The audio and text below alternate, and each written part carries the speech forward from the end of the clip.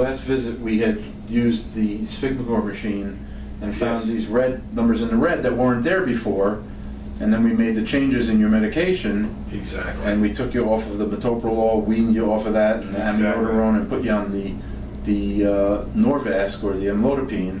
And have you noticed that you're feeling more energetic and improved since we made those changes? I am. And in terms of the medication changes, we definitely noticed a difference once we stopped that metoprolol, because the metoprolol can make you very sluggish. And, Yes, right? And well, you had mentioned to me, I had complained to you about that. one of the reasons I took you off of it was because, utilizing this machine enabled me to tell that this metoprolol was actually not favorably affecting your blood pressure internally that the heart was seeing. Yes. It was actually causing the blood pressure to be too high, and the difference between the top and the bottom number to be too wide, and that number makes your prognosis worse. So hopefully today things have improved and we're back on track, and the good news is that if it's even improved a little bit, you're feeling a lot better with that change. And I think what made me make that change was really this combination of your symptoms plus this. Let's take the blood pressure, roll up your sleeve. Okay. You just relax your arm, and during the procedure, it'll measure 3 blood pressures. You just rest your arm, no fist and no talking. Okay, so it's going to do it, and we're going to relax. It takes about a minute between each blood pressure. All right. Well done. Look at that. Went from 65 down to the green, down to 40.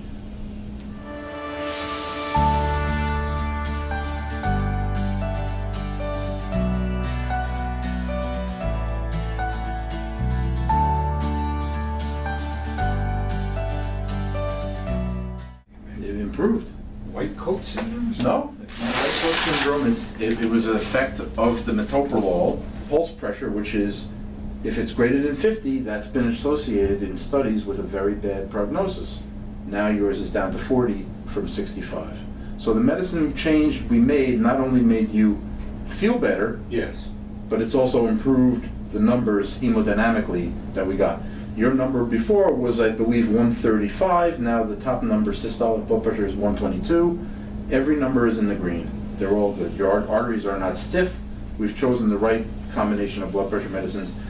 And I don't feel compelled, even though the artery and blood pressure in your arm was a little on the high side, Yes. to increase anything.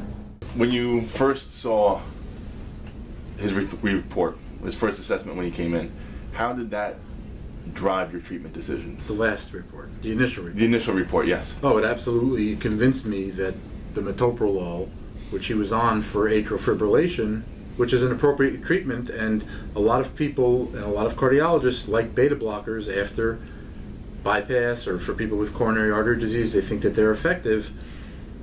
However, there's compelling data looking at central pulse pressure from the Strong Heart study and from other studies, and looking at central derived indices showing that these parameters are much more predictive and much more prognostically significant, and therefore you need to act on numbers that are out of range.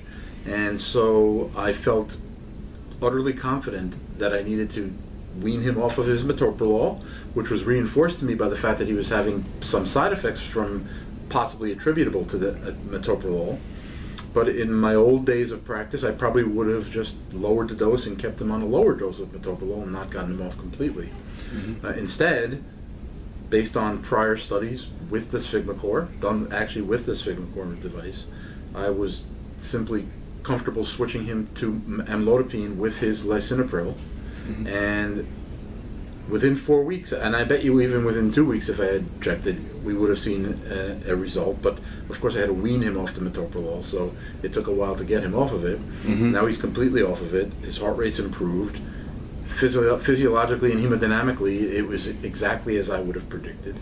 And his prognosis, I'm convinced, based on the numbers that I'm seeing here, is improved based on those changes, which was literally dictated by the SphygmoCor readings.